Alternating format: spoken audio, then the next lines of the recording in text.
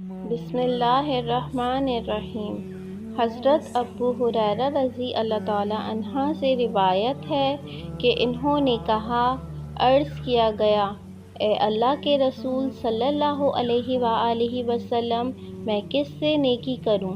آپ صلی اللہ علیہ وآلہ وسلم نے فرمایا، اپنی ماں سے۔ پوچھنے والے نے کہا، اس کے بعد کس سے؟ آپ صلی اللہ علیہ وآلہ وسلم نے فرمایا، اپنی ماں سے۔ اس نے کہا، اس کے بعد کس سے؟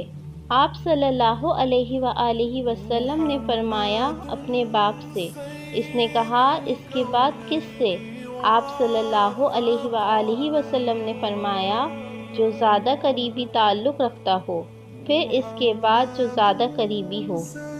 حضرت عبداللہ بن عمر رضی اللہ تعالی عنہ سے روایت ہے، رسول اللہ صلی اللہ علیہ وآلہ وسلم نے فرمایا، جس نے کسی مقدمے کے ظلم میں ظالم کی مدد کی، وہ ہمیشہ اللہ کی ناراضگی کا مستحق رہتا ہے، حتیٰ کہ وہ اس گناہ سے باز آ جائے۔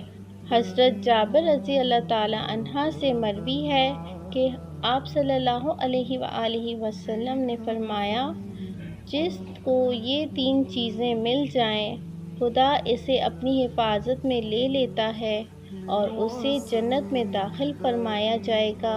نمبر 1، کمزور پر نرمی۔